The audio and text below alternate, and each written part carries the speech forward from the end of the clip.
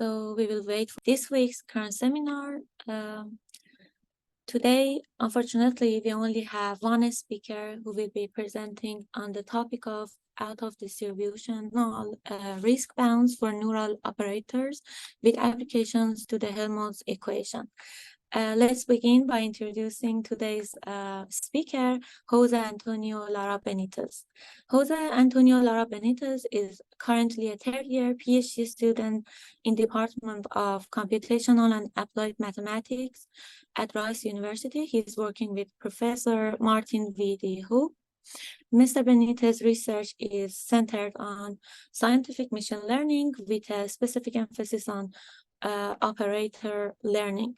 Before starting the PhD at Rice University, Mr. Benitez completed his master's degree in mathematics at Applied Mathematics and System Research Institute, IIMAS in Spanish, at UNAM in Mexico City. Without further delay, please join us in extending a warm welcome to Jose Antonio Lara Benitez. We are looking forward to gaining valuable insights from your presentation today. You can start your presentation. Okay, thank you very much. First of all, everyone can hear me? Does everyone can hear me well? Yes, we can hear you. Okay, thank you. Please feel free to interrupt me at any point of the presentation. I really like the interruption. And the topic I'm going to discuss, sorry. I'm also gonna thank Raj for the invitation. And the topic I'm going to discuss today is the out-of-distributional response for neural operators. This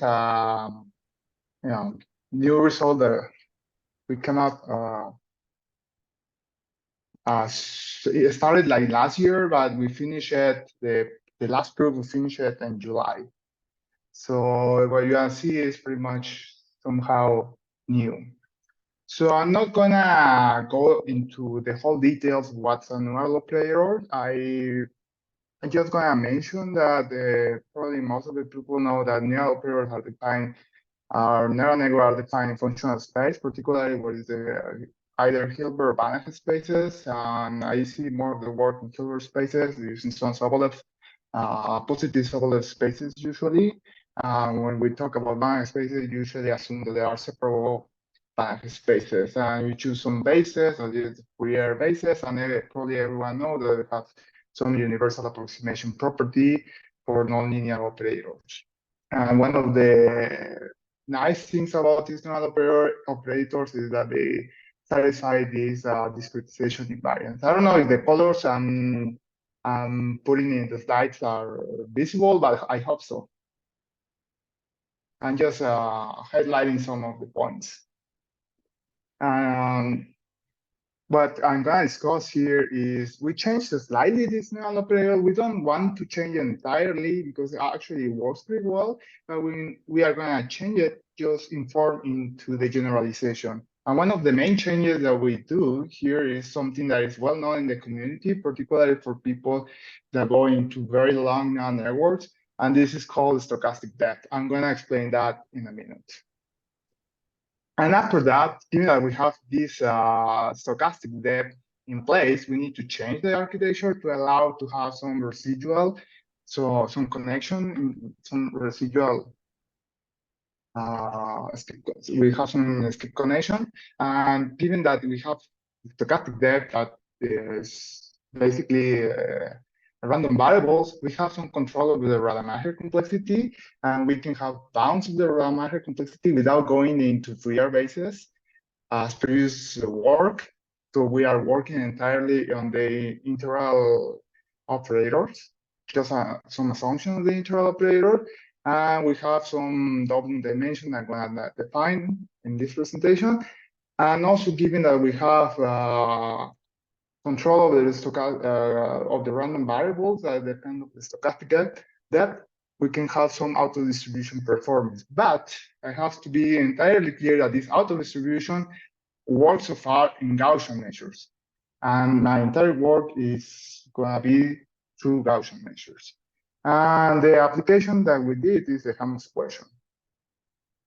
So let's get started. And this modification at the beginning looks like just small changes without any implication. But we are currently working on some idea why this is working better in practice, and we believe that they approximate some operators, but we don't have yet the theory.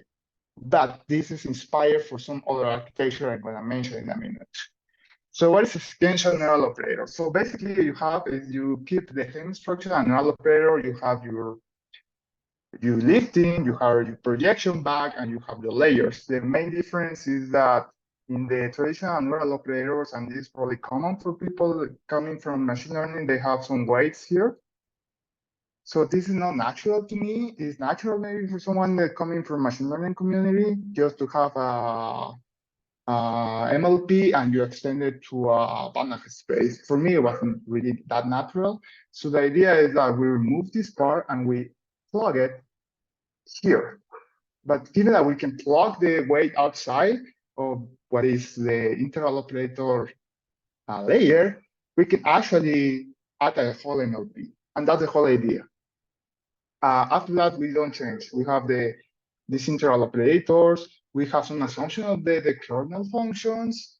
And that's what defines a sequential neural operator. We are not increasing significantly in any way the number of parameters because these MLP are usually pretty small.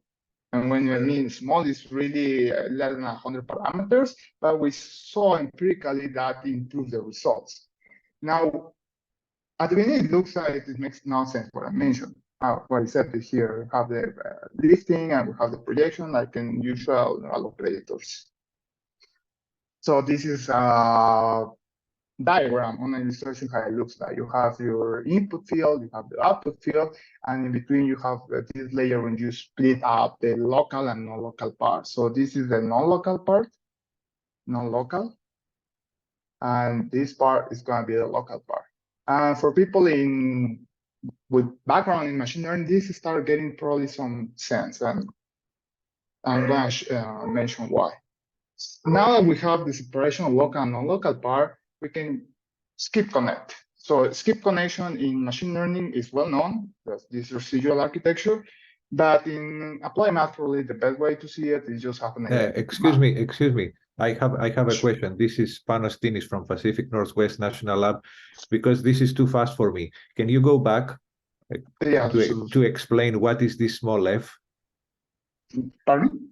What is this small f, f1, f2, f? Sure. Because you said you introduced that, so what is the purpose of it? Okay, yeah. Okay, the purpose is that in the traditional neural operator, you have this kernel, you have these biases, and you have some local operator that is a weight matrix. But mixing local and non-local, at least intuitively for me, that makes sense. So I split it. So instead of being one layer of non-local, we have a layer that is non-local and a layer that is local.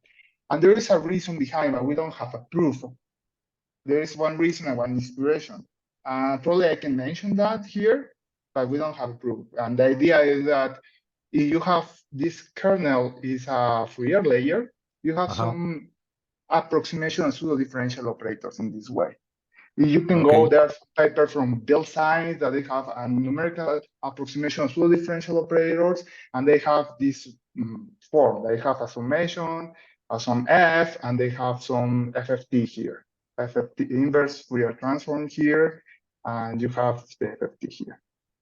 So something around this side. So this sum here, we say, okay, we can invoke here the universality of multi-layer perceptron or convolutional network, or whatever you want, and we say here is a multi-layer perceptron, and here is in essence a Fourier layer. So we compose this with a Fourier layer.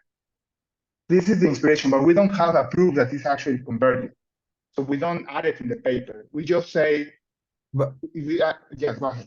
Yeah, so, but this small f, you said it's local, right? So even though you have the Fourier layer, you use this f locally for each. When you say locally, you mean for each node, right? What is it for locally? What does local mean for a hidden layer? Yes, in this case, when you have a lifting part in this pre-layer. It's given by this R. So you start generating features. That is what it's called. So this act in the entire domain, and this act in the entire spatial domain, yes. right? In the spatial domain, yes, yes. And this acts on the feature domain. So we start mixing features here. Okay, okay. So this is the idea, is that one acts in the spatial domain and the other acts in the feature domain. Right, so this is the intuitive idea. So that's what is confusing, because non-locality has to do with the spatial domain, but locality has to do with the feature domain. So you have to be clear about that. Otherwise, non-local and local, someone could think that you're talking about the spatial domain, but you're not. No, it's not local. It's local in the feature domain. Yes. Yes. So that's what I'm saying. That it should be clear that when you say local, you don't mean local in the spatial domain. You mean local in the feature domain. That's correct. Yes. Okay. Yes. Okay. And so F1 is just a point-wise multiplication of the output of the previous of whatever is the feature, right? It's a multi-layer perceptron. So F1 is a multi-layer perceptron itself. Yes. Yes. It's a small multi-layer perceptron. Yes. But it takes as input only, from what I saw, the W prime L, right? So it takes one feature as input. No, because what you have is you have a layer here, right? And when you lift it, you generate a volume. So your non-local part acts on all this spatial domain, and your local part is acting in this volume. So the best way I can see, and probably I'm gonna go directly into it just to make it clear, the inspiration of this originally is the attention part. Because in the transformer, you're gonna see something that is not local, that is the attention part, and some multi-layer perceptron after. So this is the whole inspiration originally. Now we believe that actually it's better to approximate pseudo-differential operators, but we don't have a proof. Okay, all right, thank you. Thanks. No problem. I appreciate the question. Okay, so now that we have this idea, and as I already spoiled, we go to transformers. So we keep this idea of transformers and we add these skip connections in between. We have the lifting part, there is this R here, we have the projection back, and we have these layers that are not local in the spatial domain. And we have the identity map, and we add this local part in the feature space, and we repeat the procedure. This is how it looks like. So for maybe diagrammatically, it looks like this. Mathematically, it looks like this. Now, what's interesting is that this identity part allows us to add this. This is probably the heart of the whole paper, is this Excel. So what is this Excel? This Excel is just a random variable. And this is not new. It is well known in the community and is used to train extremely huge neural networks. What is this random variable? It's just a Bernoulli random variable. It's 0 and 1, and you add some probability. What is usually happening is that this probability, that is survival probability, decreases with depth. So it's less likely that the deeper the neural network, the last layer survives. So why is this important? This is important because it allows us to train extremely deep neural network efficiently in the training part. In the testing part, we actually averaging this. So you have the power in the testing part, but you can train essentially subsample some of the layers. But in the mathematical part, it's going to allow us to control the generalization of the neural network. And this is what we're going to see, and we spend a huge amount of time into that. So hopefully that's clear, the changes that we did. And this Excel is what is usually known as a stochastic depth. And the reason for that is that when this probability in some of the steps is 0, essentially is just this goes for the identity, this goes, and this is going to be 0, and this goes for identity. So just skip connect. It's a skip connection, and there is nothing, so just the information flowing. But when this is 1, you have the activation of this non-local part. Okay. So this is the diagram. This inspiration is, of course, the transformer that has been dominated the whole field of machine learning for a while, since 2017 in natural language processing, and after that in computer vision. And you go and check what is the mathematical definition of this is pretty much the same. You have an identity, you have skip connection, you have an attention part, and you have an MLP, a multi-layer perceptron. The difference is that this attention part is going to be not a Fourier layer like in a neural operator, so an integral operator layer is going to be this softmax. But if you expand this softmax, it's going to be a sum of exponential. But this sum of exponential is an integral.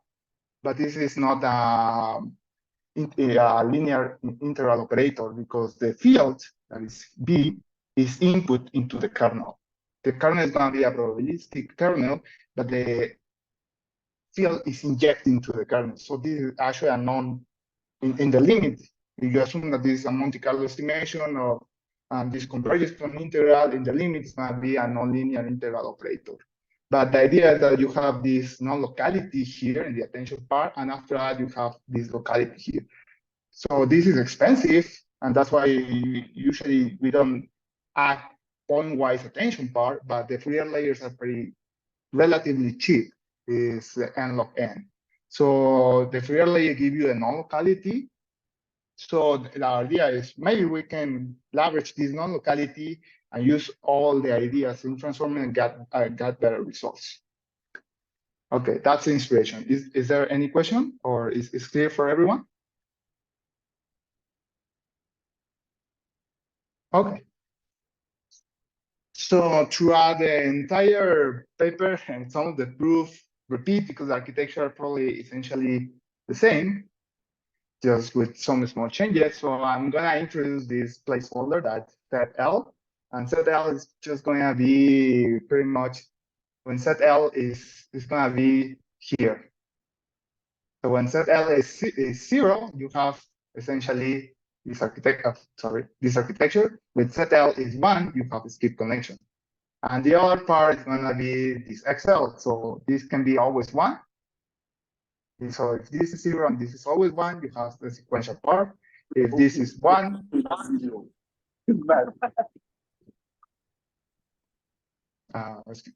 is there any question?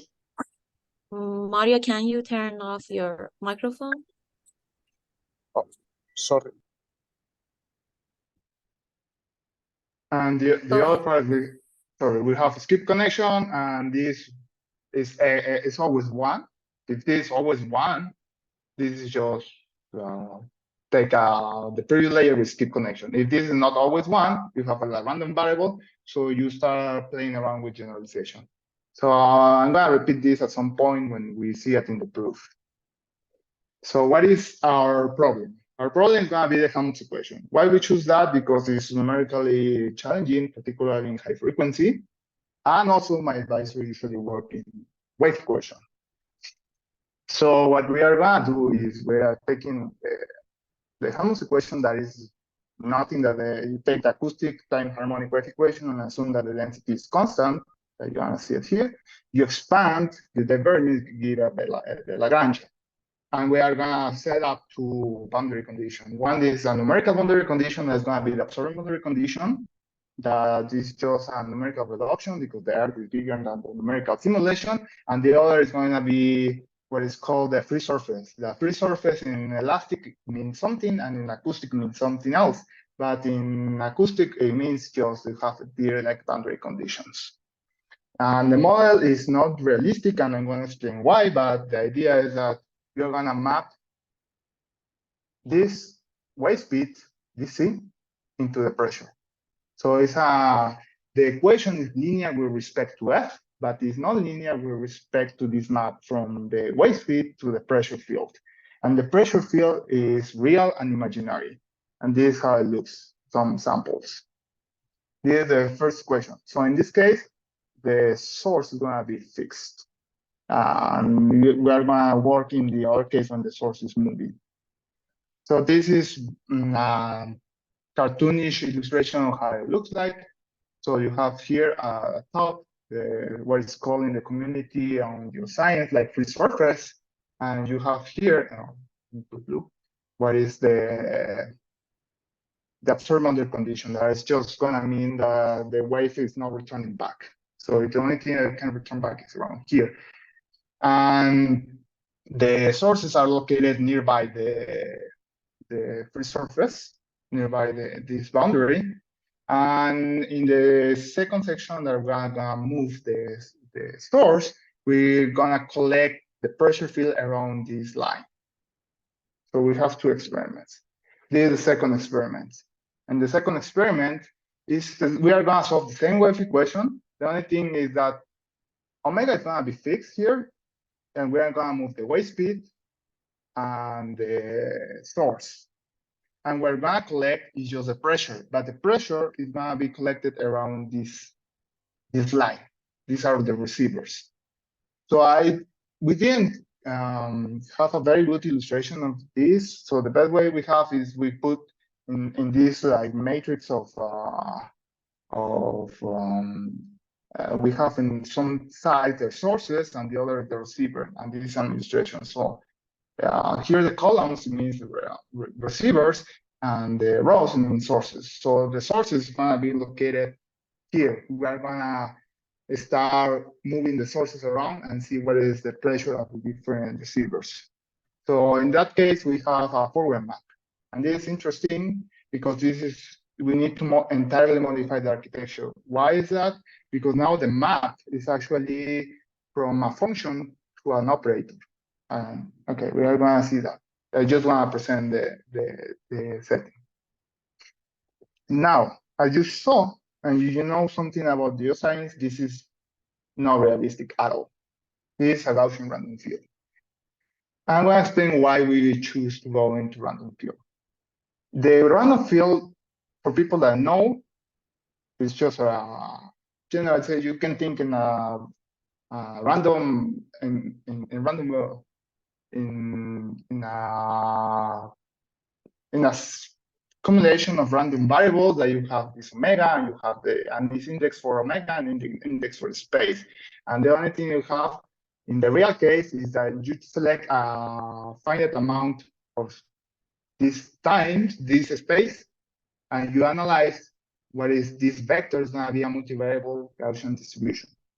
And this is for any point when you fix the omega, that when you fix omega, it gives you one realization of the random field. So first of all, this is not negative, and the Earth, these values are, sorry, this is negative, and the Earth is not negative. So we cannot use it directly. So we are gonna compose that with an affine transformation to make it non-negative. But after that is basically a random field. The random field that we choose is something they call the Matern field.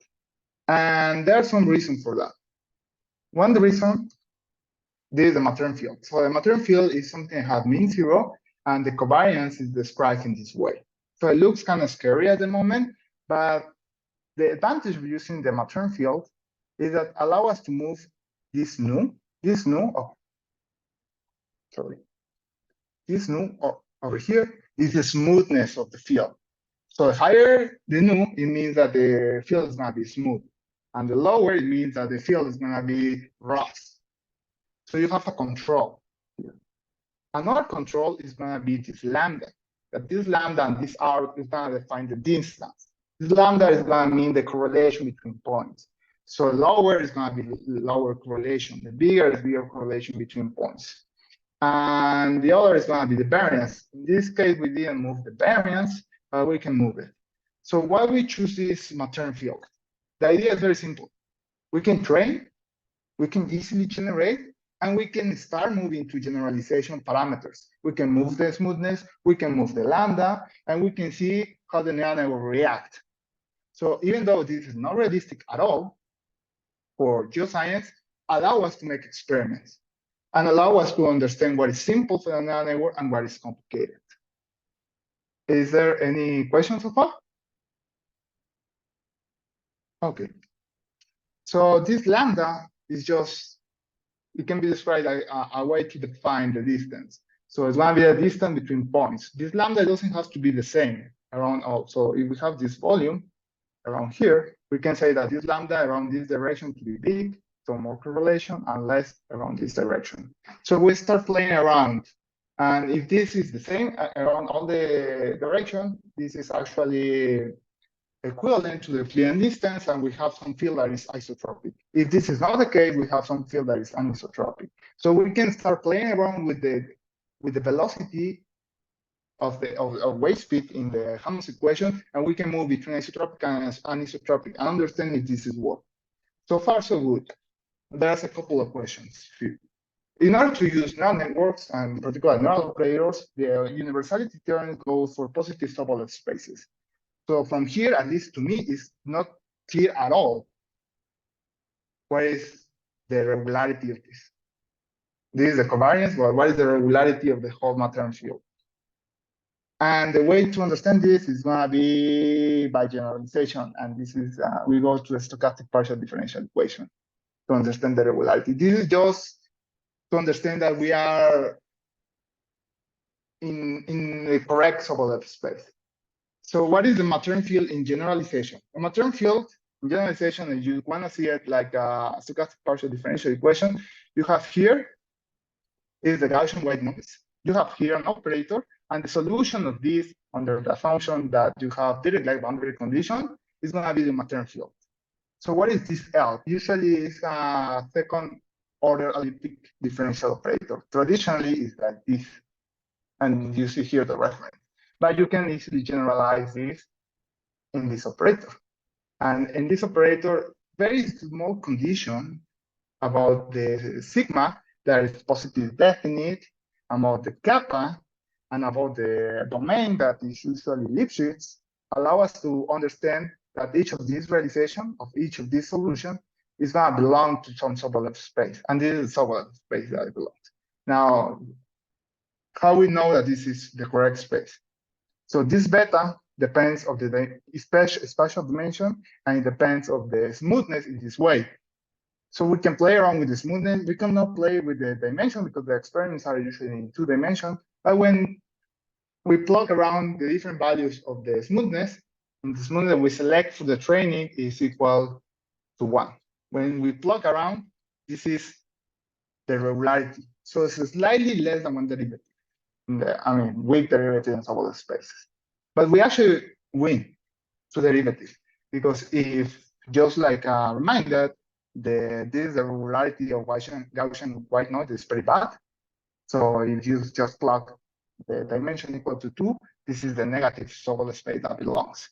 So if you go to the paper on universality of Fourier neural operator, you're going to see that it's stated in positive Sobolev spaces. So even though we can do the experiment and computationally, doesn't allow us to have a transparent theory, in my opinion. So we smooth this Gaussian white noise with the second order elliptic differential operator, and we go from this -1 minus epsilon to 1 minus epsilon. So we start getting to derivative. And the second reason is that we have entire control of the variance, smoothness, and correlation range. So we can start moving this and understand at what point the neural network can generalize. And the second point I want to mention, and I said, is that we go to a theory of generalization on Gaussian measures. So how is this related? This material field is related to Gaussian measures. It's actually very simple when you state it in this stochastic partial differential equation. And this is a proposition from Plato, and said that if you have some Q that is positive, symmetric, a trace class operator, there exists a Gaussian measure with that mean and the covariance of this operator. So in this case, the operator is going to be minus L to the minus 2 beta. And these operators, under the conditions that you have in the material field, is going to be a Gaussian measure. But it's going to be a Gaussian measure in the Hilbert space, which this field belongs. And the field that belongs is all these Sobolev spaces. So everything that is going to be, this epsilon is going to be between 0 and just slightly less than any one. So in those spaces, this material field give you a Gaussian measure, and that Gaussian measure allow us to have tools to understand the generalization. That's why we went to the material field. Is that clear? I know it probably can be difficult to digest, but let me know if you have any questions. Now that we generate this material field, that is this random variable, we compose with something that is an affine transformation, and we move the field to 1.5 to 5 kilometers. That is close to what is usually seen in the geoscience community. The domain is pretty small, it's 1.27 kilometers. We run 50,000 realization. And with the source that we mentioned, we use 64 sources. And in the case when we prop the space with different sources, the sigma, that is this where the receivers are located, is 10 meters on that. And the solution is coming from the discontinuous Larkin method, and we use this software that is well tested, and we know some paper that comes from this. So this is how we generate the data. Okay, this is the first comparison in distribution. So before going there, we trained with 25,000 and we tested with 25,000. We go 50-50. That is usually not the case for machine learning, but we want to see the generalization in the case in distribution. We go to very small neural networks, and everything that is going here is pretty much the same parameters. So what you see is just the rearrangement of the neural network, how improve the inference. When we have this random variable, we can go deeper, doesn't matter. So FNO is not working very well because it's a small FNO. We can increase the FNO and it's gonna start working. We can increase the training and it's gonna improve significantly. So what we see here is actually the solution, so the C to the pressure field. The omega we have is actually 15 hertz. So omega over 2 pi is 15 hertz. And this is the solution. So you can see around this green square and circle some of the difference. This is, when you see here, it's a solution of the Galerkin method. And you see that, for example, the Fourier neural operator, we go to 1 million parameters. We go to traditional Adam method. It doesn't solve very well with the few data, but we just rearrange, start getting better the solution. And you can probably see around this square the difference when you compare with the discontinuous Galerkin method. But as I said, if you increase the data, this difference is shrinking, and you don't see it.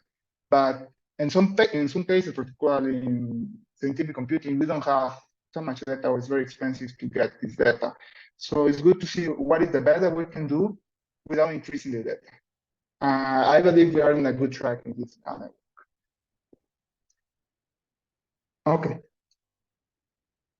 Now we have a visualization. So this visualization is based in a previous work in 2018 from a group of Goldstein, I believe. They came out with this visualization that just have the whole training dynamic. You set the whole parameters under the whole trajectory, and you have to do a PCA of the whole parameter. You have in this PCA bases that represent the greatest changes, and you project back the parameters into this direction. So it's very good to illustrate the difference in the qualitative difference or rearrange the Fourier neural operators, but we need to consider that we are projecting more than 1 million parameters into a plot that we can observe in 3 dimensions. So it's good, but it's just a visualization of the changes. So in this direction looks like this. We can change the direction and it's going to look differently. But what we see, at least in this visualization, is you start seeing like in Fourier neural operator, they have this very small local minima. When we rearrange the architecture separating the what is called here local and non-local is flattening. You see that you start seeing a flattening. When we add the speed connection, is flattening, and when we add everything with the random variable, is at least qualitatively different. I'm not gonna spend too much time here because this is just qualitative visualization in 3 dimensions of something that is millions of dimensions. And actually, it's very expensive to do it. But this is how it looks different in the loss landscape of the neural network using this procedure. So you see that there are some differences. Now, this is when things get interesting. We are going to be probing the generalization of the neural network empirically. As I mentioned, this maternal field, I'm going to be very quickly here. You see here, this maternal field, they have this lambda, and this lambda represents the correlation between points. So what we did here, and in the paper, we have more experiment, and we start moving this lambda. And in this lambda, we go to anisotropy. So I believe in the training, we go lambda 1 equal to lambda 2 equal to 0.1. This is how it's trained. And in this testing, lambda 1, I believe, is 0.2. I have to check in the paper, but they are different. And lambda 2 is around 0.7, I believe. And you see that actually the realization, or the other way around, I believe it's the other way around. But you see in the realization, the field has a clear separation on that. It doesn't look like this, right? It looks differently. And we also changed the range. So in the paper, we train with 1.5 kilometers to 5 kilometers, and here we go to 6 kilometers, just to see how effective is the learning of the neural operator. And we see here the wave speed, the solution.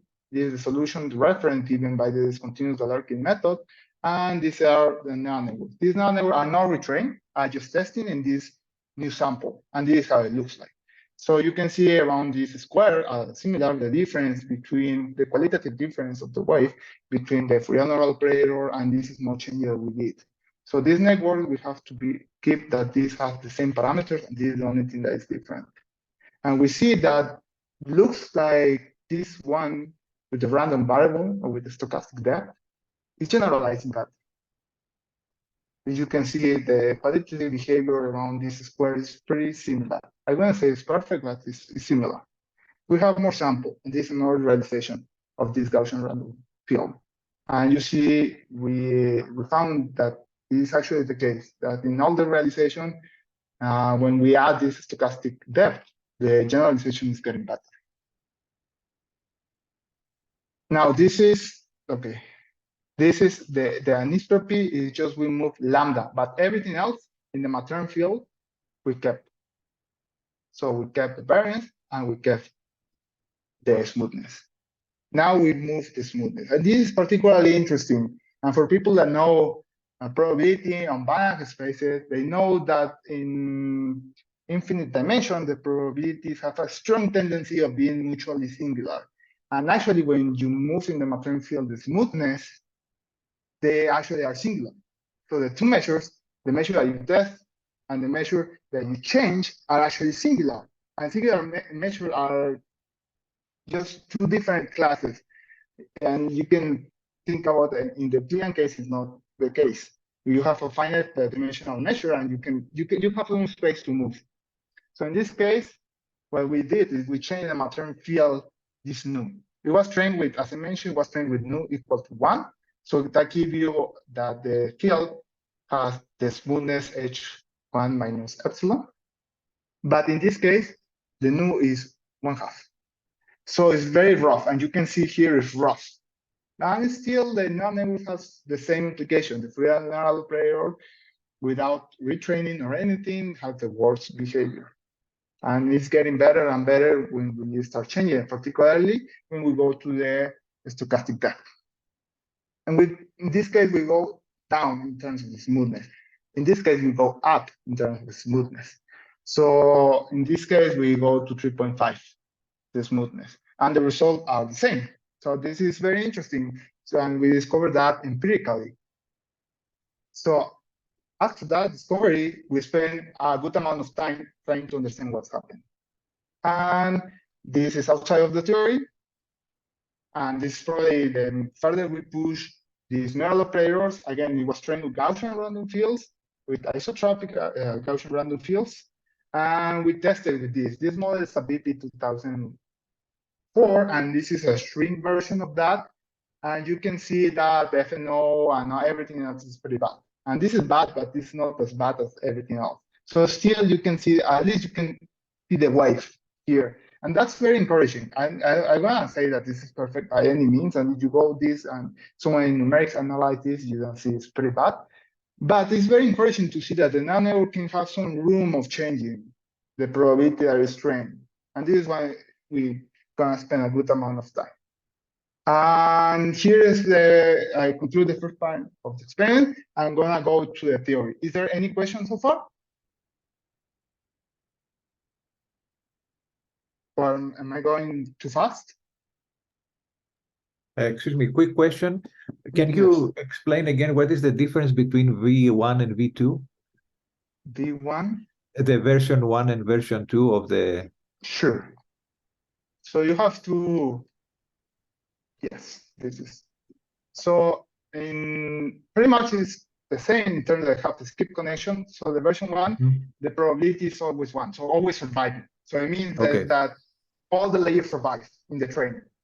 When version 2 is, we add this actually randomness in the training. That's the only difference. Okay, so you're showing with the results that the randomness helps, right? Yes. Yeah. Okay. Yes. Thank you. This is empirically so far. Yeah. Now we go into the theory. So here is gonna become slightly technical. Okay, we go to the theory, and there's a bunch of assumptions here.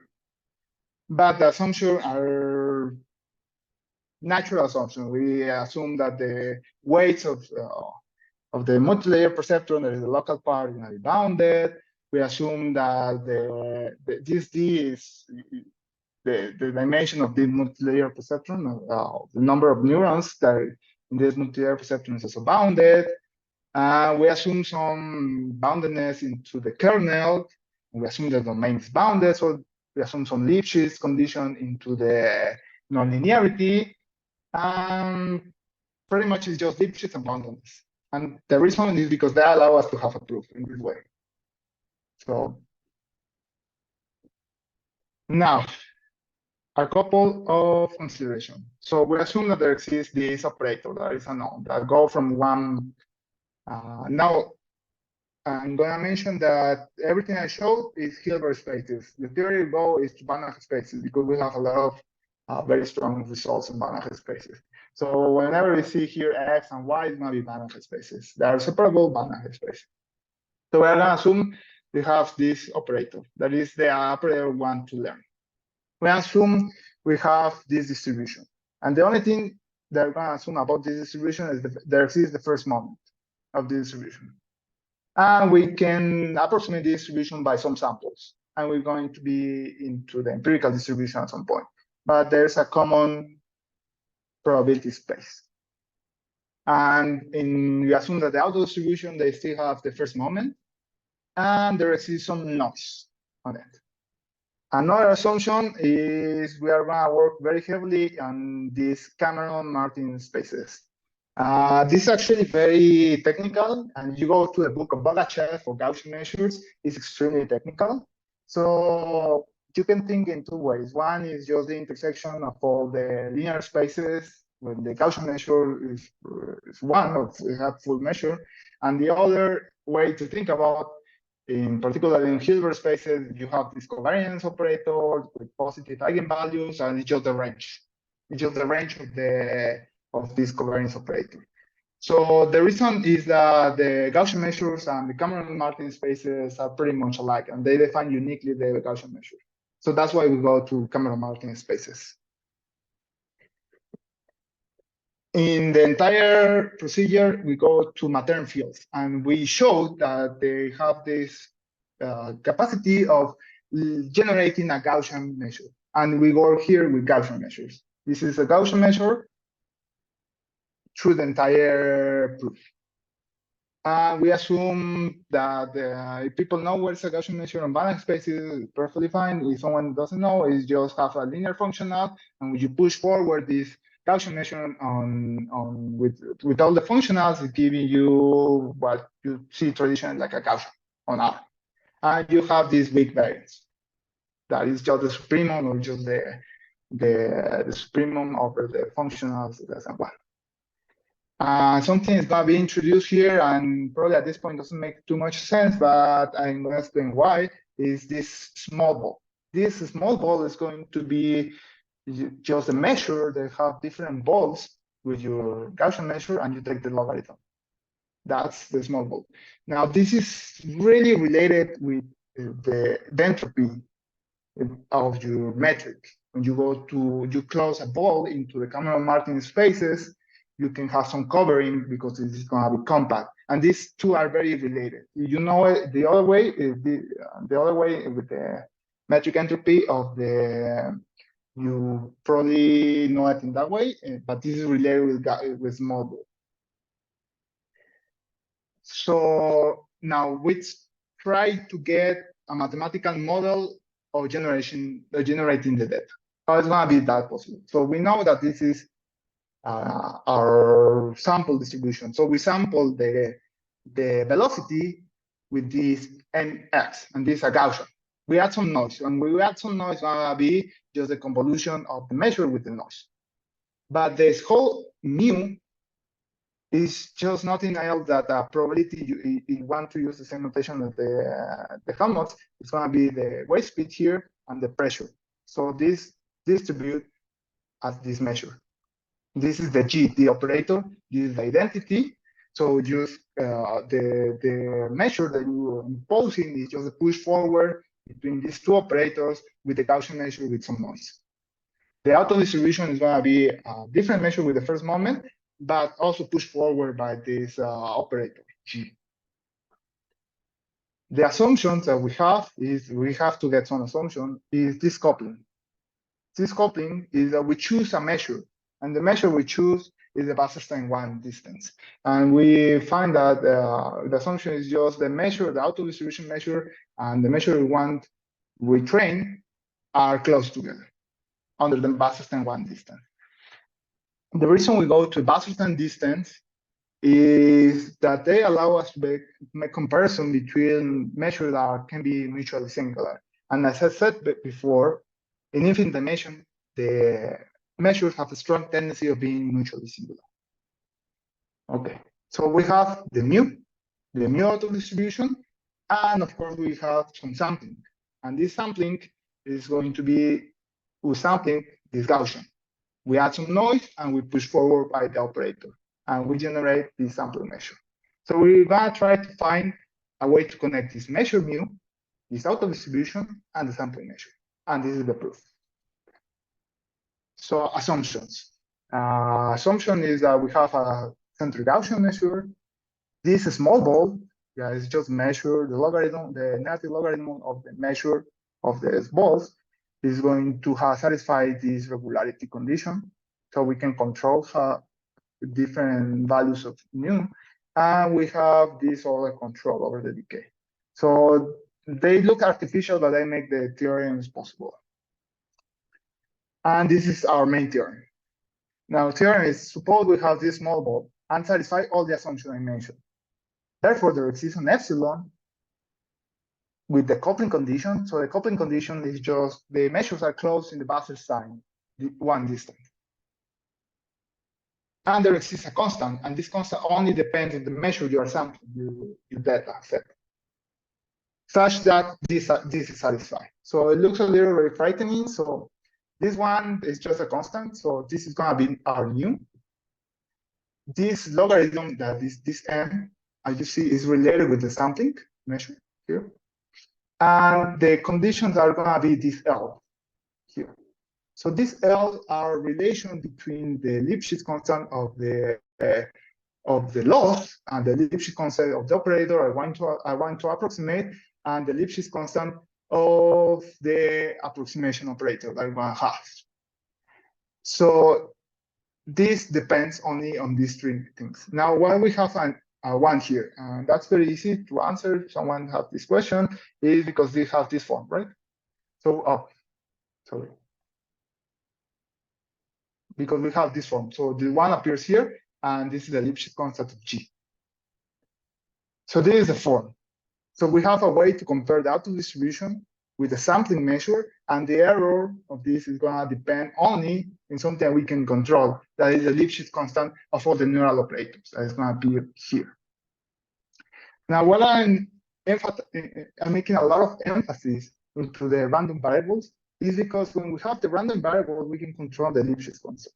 And this is something I'm going to see. So in the paper, we go into the analysis of the Lipschitz constant of the neural operator. And we have this constant that you saw, the constant we have on the weights, and on the kernel, and on the nonlinearity. And the constant just grow with depth. So it's an upper bound, I have to admit. So it doesn't, and it's not a sharp upper bound. But when depth increases, this upper bound go up. However, when we introduce the random variables, this upper bound can be controlled by these random variables, by this XL. So if we choose decays on the probabilities with that, when they take the expectation of this LG, we can control this with that. So it means that we can have a control over the generalization of this term when we go from one distribution to another distribution. So this is the whole idea of the proof. And this is what I'm saying here, is that if this is greater than 1, when the non-error increases in depth, this diverges. It doesn't mean that the Lipschitz constant diverges, it means that the upper bound diverges. So we don't have a lower bound. And actually, it's very complicated to get a lower bound, but we have an upper bound, and we understand that this diverges.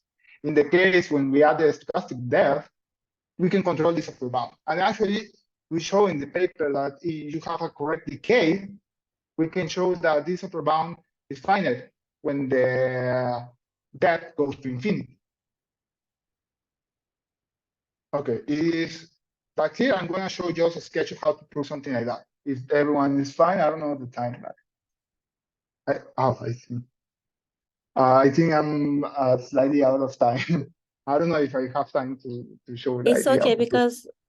it's okay because we don't have a second speaker. You can go on. Okay. Please interrupt me if I have some question. So how to prove something like that? The proof is something called the change of distribution. We have two propositions. One is change the distribution, and the other is going to change the structural change of measure. So very briefly speaking, is suppose we have this probability is going to be Q, that is going to be the out-of-distribution. We have our mu and nu. This nu is just a placeholder at the moment, but it's going to make some sense later. And we have a family of L Lipschitz function mapping from X to L. And we suppose this coupling condition. When we have all of this, it's possible to get this bound. Now, this bound looks scary at the beginning, but when you understand that this is nothing else than an application to the Kantor-Rubinstein duality of the Wasserstein-Bahn distance, is not that hard. It's just it's hard if we work in the proper definition of Wasserstein-Bahn distance. When you go to duality, it's not hard to get this bound. And when we have this bound, we have that comparison between two measures. So at the moment, this measure is a placeholder, but we know that this measure in our work, we have the measure that is the measure of the data. We have the out-of-distribution measure, it's going to be this one. And this measure is just going to be in the future the sampling measure. And this is what it showed, this structural change of measure. So if you plug this, you have the Wasserstein-Bahn distance between the sampling measure and the measure that your data is coming from.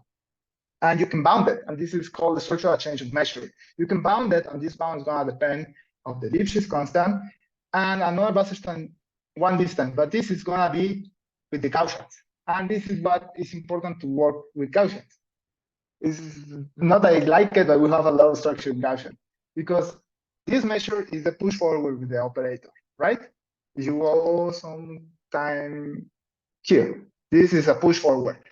But when you compare everything together, you can just avoid this push forward and have here the maximum of the Lipschitz constant and the Wasserstein one distance of Gaussians and sampling Gaussians. And this is known in the community. And this is gone by this paper. I don't dare to pronounce their names, but you can compare it. But in this paper, they show it in the Wasserstein 2 distance. But this is easy to solve. But when you have Gaussian and the Wasserstein 2 distance, you have this constant that depends on the sampling of the training and the inverse of the sampling bulb. That's why we introduce the sampling bulb. So it's appearing just in this theorem. And to conclude is if we know that this upper bound of the Wasserstein 2 distance, we can go to this classic book of optimal transform from Cédric Delaunay, and we know that this is an upper bound of the Wasserstein 1 distance. So at the end, this is a bound of the Wasserstein 1 distance of these two measures. And this appears here, and this appears here. And when we go all of these together, we have the proof. So we have the whole bound. This is the idea. Is that clear? I'm sorry, I'm going very fast. Quick question. Yes. Did you show? I think you showed somewhere that this inverse of the psi is bounded, Yes. right? Yes, it's bounded. Yeah. So Yes. how do you prove that, or is it an assumption? It's an assumption. Yes, it's an assumption that you Because need. and I mean, for me, it looks like a strong assumption because logarithm of n grows, right? So you need somehow psi to be pretty specific to keep the whole thing decaying as n to the minus alpha. Yeah, that's true. Yes, there's an assumption. Probably we try to get rid of this assumption, but this assumption coming from this theorem. I see. So how to get rid of this assumption? At the moment, I don't know the answer, but I can say that some Gaussians satisfy this. If you go to, I believe, to Brownian sheets satisfy this assumption. Okay. And they have in the paper some decay. Now, if the material field has this assumption, I'm not entirely sure, to be honest. Yeah. But I believe. Okay. Yes. Yeah. So yeah. It's still strong, as I just said. It's really a strong assumption, but that allows us to have this bound. Okay. I have a couple of more questions. So one is, you said that you are able to control the L, right? What is it, like a Lipschitz constant there? Yes. So, but because you want to control that, you have somehow to make the X sub L as you move towards a deeper network, right? It has to be, not far away from zero, right? Otherwise, this product will grow, right? So, if does this create some kind of an upper bound on the depth that you can have? Because after some time, basically XL will be so small on expected value that the extra layers will add nothing, right? That's correct. Yeah. Yes. Yes. So yeah. Yes, that's correct. I mean, usually L is not infinity, of course, right? Right, of course. But assuming that this infinity, yes, they have a decay, like power decay, a power law decay. That you go long enough into the layers, they add nothing. That's correct. Yes. Okay, and this is related to my last question, because you have, if you go back to the statement of the theorem, yes, here you have this L with a bar on top of it, right? It multiplies epsilon. Epsilon is the Wasserstein distance between the measure and the out, the in distribution and the out of distribution, right? Yes. So if epsilon is large, L sub bar, L with the bar on top, right, needs to be small to keep the whole thing small. Under control, yes. Right? Yes. So in other words, this theorem holds assuming that the out of distribution is close to the one, right? Yes. I'm trying to understand in practical terms how large epsilon can be and still have a meaningful bound? That's a good question. Yeah. To be honest, I don't have the answer right now, Okay. but For the empirical examples that you showed, were you able to compute actually epsilon? No, Okay. we do not. Yes, that's actually a very good question, a very good Yeah. point that we can try Yeah. to compute epsilon. Okay, all right, thank you. Yes. Yeah, sorry for the many questions, but Perfect. it's an interesting presentation, but there is a lot of information, at least for me, so I need to ask questions. Yeah. No, perfect. Yeah. I Thank know you. it's actually we are. I don't know. We have still like a 20 more slides. I don't know if we have to go Oh, okay. further. Okay, thank you. Because this is out of distribution. So and this is the heart of the theorem, but we go to in distribution now. So I don't know if we go directly or we have like 5 minutes just to relax like this. I don't know what everyone prefer. Do you prefer to have like a slightly pause or we go and finish the presentation? Do you want to continue? Does anybody have question for the speaker? I'm happy to continue, yes, but Yeah. You can continue, yeah. okay. Okay. So this is getting technical again. So we go generalization and distribution. So people spending some time in operator learning probably already know that it's very well known that they have approximation universality. So what does this mean? So we have something called the prediction problem. This is the prediction problem. So the only thing that we have is to train, and we have something empirical. So we have samples of this distribution, and we try to minimize this empirical loss. This infimum is the best that we can acquire. So this is not that informative, but when we have neural network that is going to be this family around here, we can plug it in the middle, and we can compare where is the difference between the empirical and the best approximation of the family, like this F can be neural network or something else. And the other is what is the approximation of the best possible approximation I have and the family. This thing, let me choose here. This thing, they call approximation error, is the universality part. So you see terms about universality, they show that it can be as small as you want. But usually, this is not that easy, this estimation error. This is actually very complicated to get. So we have to find a balance between estimation error and approximation error. And if the family is very powerful, this goes to 0. But this estimation error is very bad usually. And this is sometimes in the jargon of machine learning, sometimes called as overfitting. So in terms of real neural operators, this is known. The approximation error is well known.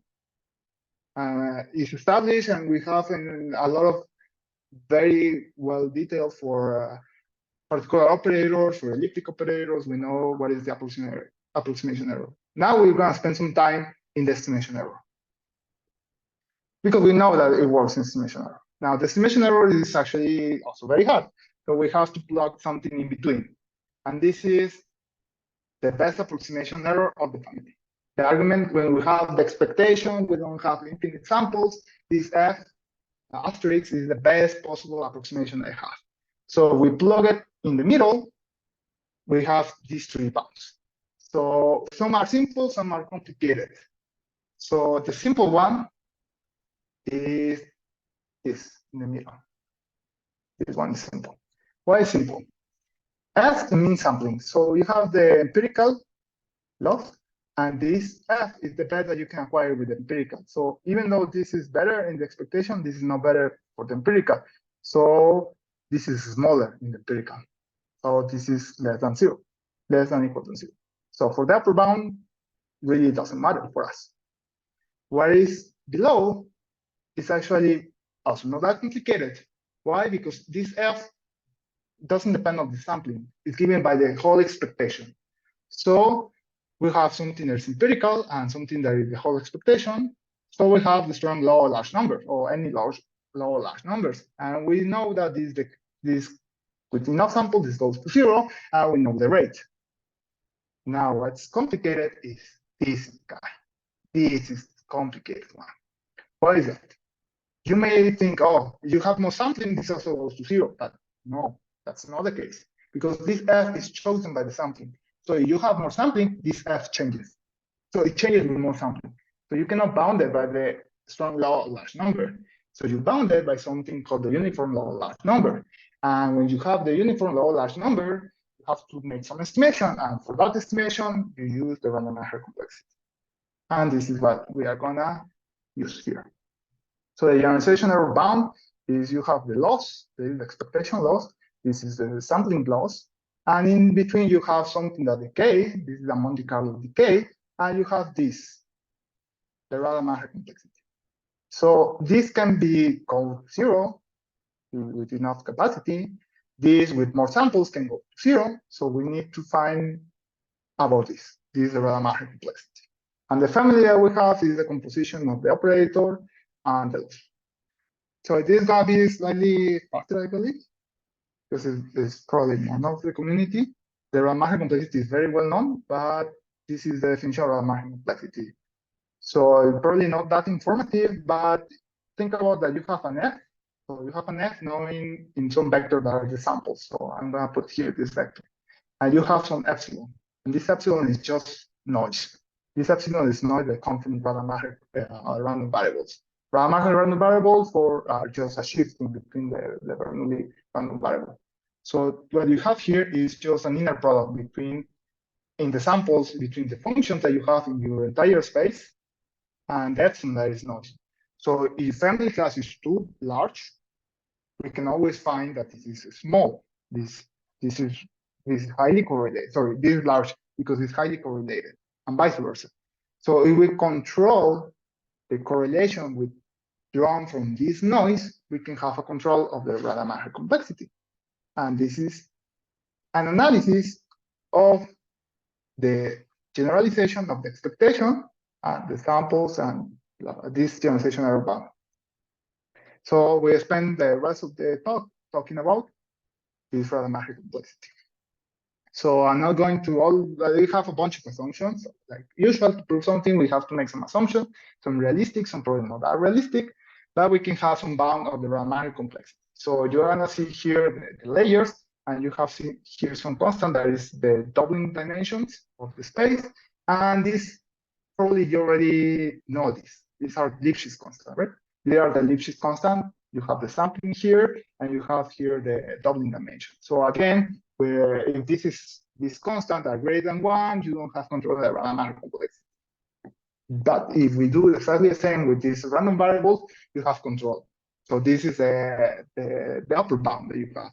Again, you have the doubling dimension here, and you have the Lipschitz constant around here. I'm sorry, the Lipschitz constant is this. But what we have is that if we control this decay of the probabilities that represent this XL, again, a very strong decay means that this, when it goes to infinity, this converges. So this sum converges. We can show that this sum converges if and only if this product, when L goes to infinity, also converges. So both converges, and we have a bound of the random error complexity. So the proof is essentially just following the analysis of the Lipschitz constant and some tricks. And these tricks are the Dolly theorem. The Dolly theorem is, I didn't, before spending time in this work, I didn't know about that, but I know Richard Dolly, but it's basically an upper bound of the random error complexity. And this upper bound is based on something called the covering number. So you have a logarithm of the covering number. For people in compactness, know what is covering number, but it's covering number with respect to some sampling. So this allows us to have some upper bounds. And what is really important is that the covering number is known for weights.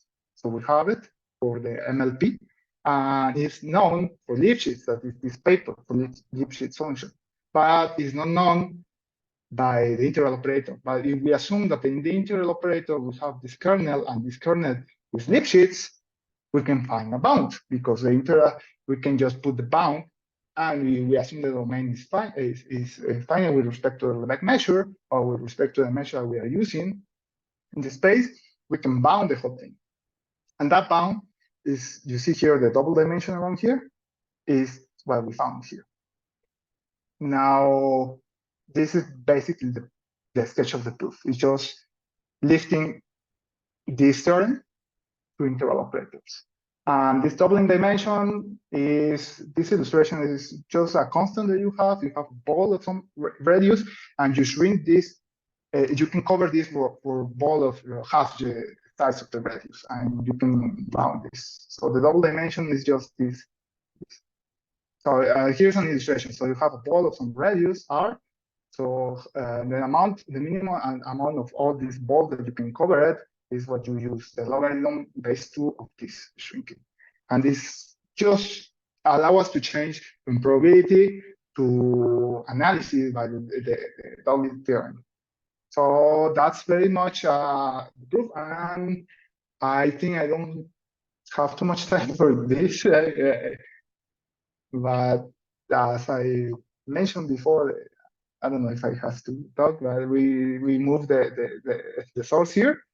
So what we did basically, and I'll be very fast because in case that someone has some question, is that we use something called hypernetwork. So we map from C to the parameters by neural operators, and on top we can use whatever depending on the form of the source.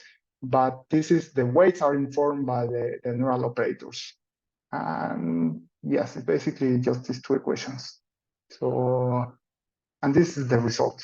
So this is coming from the discrete Galerkin method, and this is coming from the hyperneural operator, and they match very well. To quick mention why, because when we fix the source, we have a family of operators that is going to map from the source to the solution, right? So we have, this is a Banach space, so wherever you, and this is going to be a family of linear operators, right? Because the wave equation is linear with respect to the source. So in this case, if we define it this way, we map from the wave speed to parameters, and the parameters define operators. And we map again from Banach spaces to operators, right? That's the whole intuition. And I think I have.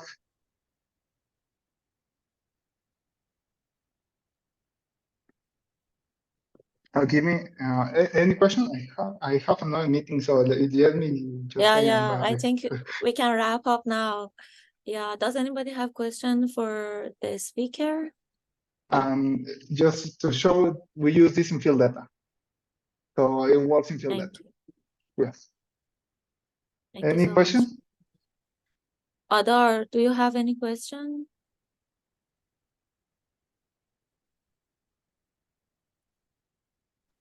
No, thank you for like very nice talk. I was very intrigued by the when you map like the source into a lot of all of the time steps. I think I'll reach out later. Yeah, no problem. Yes. Thank you. Yes. Hi, Jose. This Raj. is Raj. Yeah, I do. Yeah. Hey, can you go back to slide 2, Jose? That's slide 2. Yeah.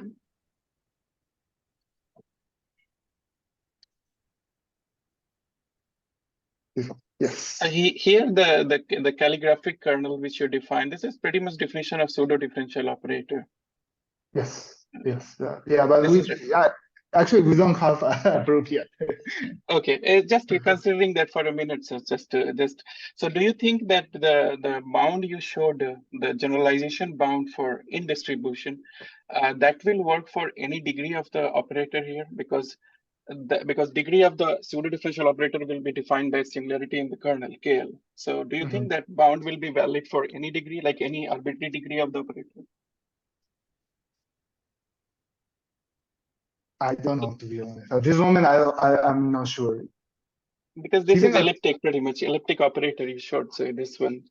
But because for very high speed or very high frequency, the behavior of that operator will change. So that's why I was wondering. So because it may not be elliptic if you crank up the speed pretty high, so like our frequency very high. So yes, actually we did some experiment, we go very high frequency, or not super high frequency. We go to the same values in the wave speed, and we go to all the way out to 40 hertz. And yes, it's actually getting worse and worse. But all the neural networks are getting worse and worse. And actually, we go to elastic case is significantly worse. Yeah. Okay. And just very naive question. So why do you have to project the input in higher dimension upfront, like before you go for the Fourier transform? Yeah, this R. Why you have to project in the higher dimension?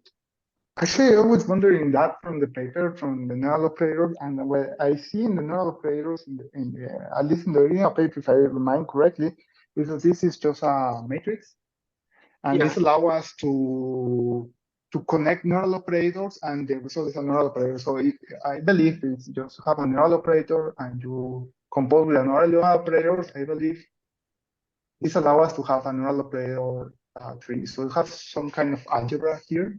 I believe that's the case, but that's only if this lifting is given by something linear. But in the case of a neural network here, it's not that sure to me.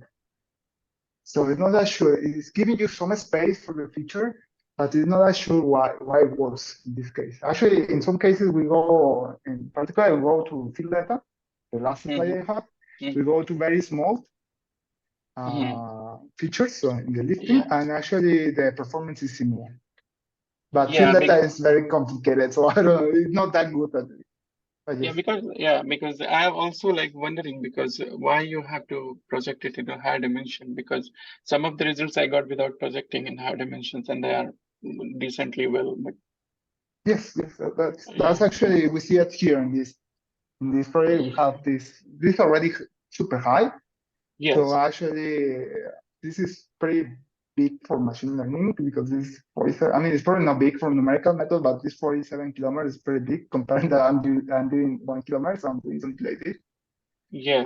In this case, we actually go without any lifting, and it works in this case. And if you know something about seismic, if this is flat, it looks that the solution of this is correct. So that's So I don't think it's necessary. I don't think.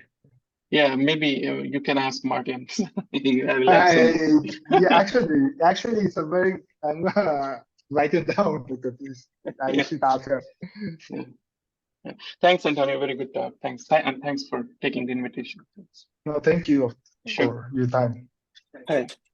My name is Vivek, and I'm a PhD student working with George. I have a quick question regarding projecting to the higher spaces regarding the implementation part. So you are dealing with a 2D system, if I understand correctly, and therefore the projection is not a fully connected layer, right? It should be a convolution with more channels, or are you flattening it out and multiplying it with a big weight matrix with trainable parameter? You mean the one that used in all this experiment? Yes, the R for these samples. The R for these examples. Yes, a multi-layer perceptron only working on the channels. So let me go. Sorry for here. So in general, what you have is A of X, like a vector, and you plot it on coordinates, right? So this is, I don't know, it can be, if this a field, so this RD, so it's with RD, and this is 1 or something, if there is a scalar field. So this in general is T plus 1, right? Yes. So the only thing is that the MLP is acting here at this space, so they just generate a volume. Yes. This is what, so it's the correlation between the scalar field and the coordinates. That's it. Yes, I understand. Like from a 4-dimensional D plus 1 to a whatever it is. Yes, the lift. If I understand, yes, understood. So if I understand correctly, in the R you also included the FFT layer, and in the Q also you include the inverse FFT layer, right? Yes. I mean, it's technically it's just this case is just a convolutional integral operator, right? Oh yes. I understand. I understand that. Yeah. So you can do it with the Fourier transform. That is the efficient way that we actually implemented, but for the theory you don't need it. Okay, so I just have one quick question. So in the regular FNO, there is already a skip connection happening outside the Fourier layer. And if I understand correctly, in this paper, you are proposing that adding a skip connection, the ID skip connection, gives you better results. Or the F1, Fi term. Okay, the Fi term is new, yes. Yeah, yes, and also we play around with something very well known in the transforming community, that is this stochastic depth that usually just Yes. believed to work in optimization, but also we saw, at least Okay, theoretically, yes. that's playing a role in generalization. Yes. Yes. Yes. Thank you. I Yeah, understood this. The I stochastic feel like resonate. Thank you. I understood. Yes. yeah, Vivek, I think this is what I said earlier. I think like this is very similar to what we're doing, and we could have a deeper dive when there is no other meeting for the speaker. Yes. That yes. But thank you. Yeah. Thank you. It was a great talk. Thank you. Thank Yeah. you so much for answering my questions. Bye. Yeah, appreciate it. Thanks. Yeah, actually, the experiments were very easy. Less than 1 month. The theory took like 6 months almost. Is there any other question? Who is going to talk? I think there is no more question. Thank you for your great presentation. Our seminar has now concluded. Thank you everybody for being here, and thank you, Jose, for your talk. I hope you all have a wonderful weekend. Goodbye. Thank you. Thank you, everyone. And you can reach out to me at some point if you want to talk. No problem. Thank you.